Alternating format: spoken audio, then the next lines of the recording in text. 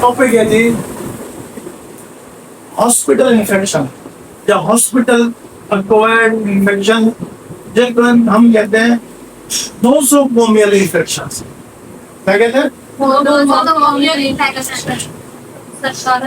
Nosocomial infections, जिसको हम कहते हैं हॉस्पिटल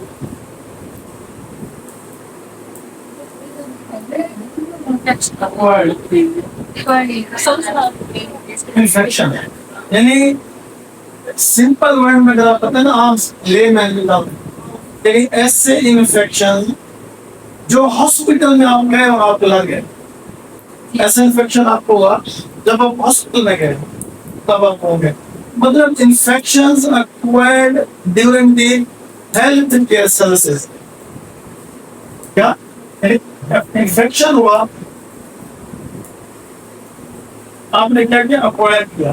कब अक्वायर किया? ड्यूरिंग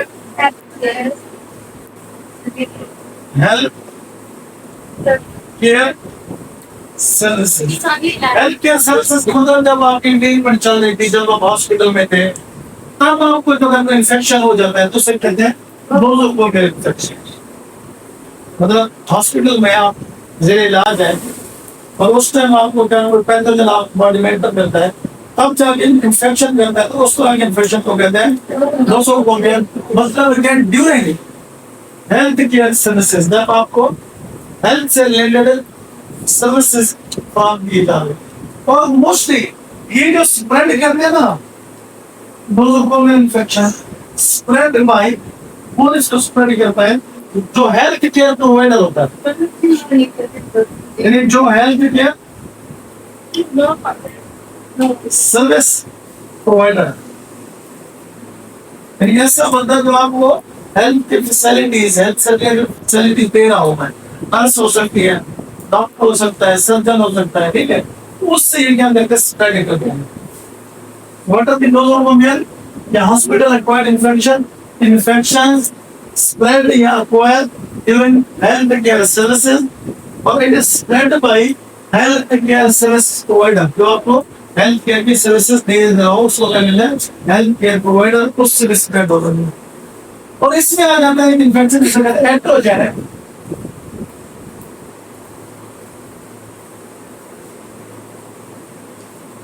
अब ये देखिए, ये भी क्या इन्फेक्शन है? एट्रोजन इन्फेक्शन है। एट्रोजेनिक इन्फेक्शन मतलब ऐसे इन्फेक्शन जो ड्यूरिंग डायग्नोसिस आप कोई पता क्या कर रहा था, डायग्नोस कर रहा था, या कोई बंदा उसका क्या कर रहा था? थेरेपी दे रहा था, इलाज कर रहा था, थेरेपी, और आपको इन्फेक्शन हो गया, ठीक है, उस वक्त इन्फेक्शन को कहते हैं एट्रोजन। ठीक है, तो देखिए iatrogenic infection is a type of nosocomial infection. ये भी आपको डायग्नोज किया जाएगा या आपको इलाज किया जाएगा, हॉस्पिटल में किया जाएगा। इसका मतलब ये भी नोसोकोमियल इन्फेक्शन के टाइप कब होता है? From diagnostic after therapeutic procedure. यानी जब कोई ऐसा डायग्नोसिस का मतलब है आपका ब्लड ले रहा है कोई, ब्लड ले रहे हैं तो कब ना क्यों ले रहे हैं? ताकि डायग्नोज कर सके। तो ड्यूरिंग दी सैंपल कलेक्टिंग, क्योंकि वो कंटेमिनेशन है, गंदगी है, वो जो टाइम लाइन पास की है या सुई लीडर को डाल है वो या साफ नहीं है, इन्फेक्शन हो नहीं है, तो डायग्नोसिस के लिए भी या कोई प्रोसीजर पास करना है, मतलब जैसे ट्यूब, एंडोट्रेकियल ट्यूब पास कर रहे हैं, इंटुबेशन कर रहे हैं, तब वो गंदी है, सही नहीं है, या ट्यूब पास करे वो सही नहीं है, तो फिर थेरेपी तो दे रहे लेकिन वो अच्छे तरीके साफ सुथरे या सिलाई नहीं दे रहे, तब भी इस तरह के इन्फेक्शन के कहते हैं एट्रोजन। क्या कहते हैं? एट्रोजन। जैसे इसका मोस्ट कॉमन होता है UTI, urinary tract infection. UTI को क्या कहते हैं? Urinary tract infection. ये कब हो सकते हैं? जब कोई फुली पास की जाए या कैथेटर पास किया जाए, या पास किया जाए, कैथेटर इंसर्ट किया जाए, तो उससे क्या हो जाएगा? वो कैथेटर कंटेमिनेटेड है, बोलिंग है, कंटेमिनेटेड है, और उससे आगे क्या इन्फेक्शन स्प्रेड। ठीक है बच्चे, अब इसकी ना हम कहते site cause of the nosocomial infection. कौन सी साइट है जहाँ पे ये नोसोकोमियल इन्फेक्शन हो सकता है और वहां पे काज क्या है? ये समझ आ रही? जी पहली मेरा अब क्या है, कौन सी साइट्स है हमारी बॉडी में, और उन साइट्स में कौन से काजेज हैं जहाँ पे क्या हो सकता है, नोज़ोकोमियल इन्फेक्शन हो सकता है। ठीक है, तो पहली साइट है जी जहाँ पे नोज़ोकोमियल इन्फेक्शन हो सकता है, वो है जी यूरिनरी ट्रैक्ट। यूरिनरी ट्रैक्ट, अब यूरिनरी ट्रैक्ट एक साइट है, वहां पे कौन से काज हैं जो क्या करा सकते हैं, इन्फेक्शन मिला सकते हैं, इंसर्शन ऑफ केमिकल, क्या पास कर दो, कैथेटर पास कर दो। कंटेमिनेटेड हैंड से आप उसको हैंडल कर रहे हो, हाथ है ना वो साफ नहीं है, कंटेमिनेटेड है, होता है, उससे आप हैंडल कर रहे हो तो इन्फेक्शन हो नहीं जाएगा, हो जाएगा। ठीक है, कंटेमिनेटेड हैंड्स। ठीक है जी, और उसके बाद आ जाता है रिफ्लक्स ऑफ यूरिन, ये इंपॉर्टेंट है। रिफ्लक्स, रिफ्लक्स नहीं है, रिफ्लक्स ऑफ यूरिन। आपने यूरिन बैग लगाया हुआ है, देखें ये किडनी है ना, यूरिनरी सिस्टम में किडनी नहीं आता, और ये यूरेटर है, और यूरेटर जाके ऊपर होता है ब्लैडर में, यूरेटर से आपने क्या पास किया हुआ है, कैथेटर, और वो ना ये जो है यूरिनरी यूरिन बैग है, ये सब भर गया है, यूरिन बैग यूरिन से भर गया, आपने इसको लग नहीं किया, यूरिन का जो बैग लो वो यूरिन कहाँ चलेगा, बैग को मिलेगा, ये बांध देगा, बांध जाएगा, इसको कहते हैं रिफ्लक्स ऑफ यूरिन। अच्छी बात है, वो तो सारा ठीक है ना, डिलीशियस माइक्रो ऑर्गेनिज्म हमारे ना पसंद करते हैं, तो उससे इन्फेक्शन होने के chances. Reflux of the bag, urine from the bag to the bladder, यानी यहाँ तक आएगा तो पीछे भी जा सकता है, लेकिन यहाँ मुख से बैग है।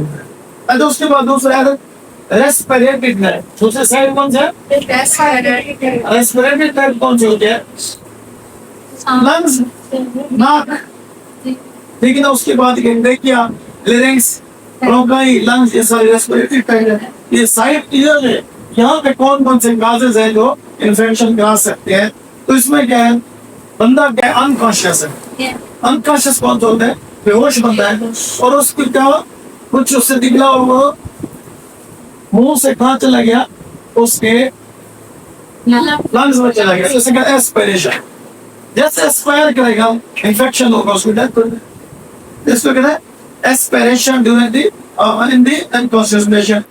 अच्छा, आपने ईटीटी ट्यूब पास करा, एंडोट्रेकियल ट्यूब, कौन सी, endotracheal tube, ETT, ETT endotracheal tubation, intubation इसको कहते हैं, वो ट्यूब में पास कर रहे हो, ठीक है ना, मुंह से, तो क्या होगा, मतलब बताए, वो गंदगी है, उसमें कंटेमिनेटेड है, लेकिन साफ नहीं की हुई, तो उससे समझा इन्फेक्शन होने जाएगा, जैसे कहते हैं एंडोट्रेकियल इंटुबेशन, ये होती है उसके इसलिए पास की जाती है ताकि बंदे को सांस आ सके मैकेनिकल वेंटिलेशन के लिए।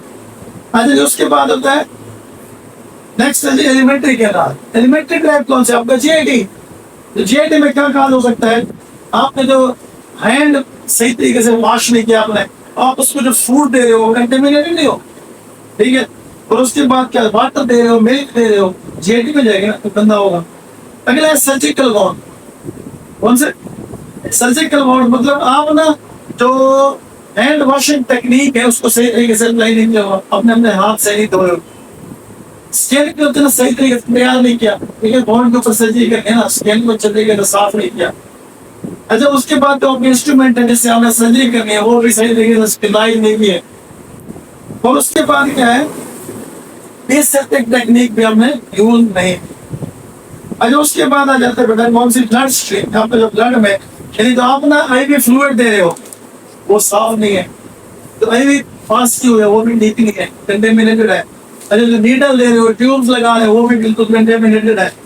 अच्छा, उसके बाद क्या है, हाँ है, आप ना जो उसको हैंडल कर रहे हो, आप अपने आप भी करते हैं जब आप तैयार, रिस्क फैक्टर क्या हो गए, नोजल इन्फेक्शन दे, यानी कौन से फैक्टर हैं जो नोजल इन्फेक्शन का सकते हैं, इसको कहते हैं रिस्क फैक्टर।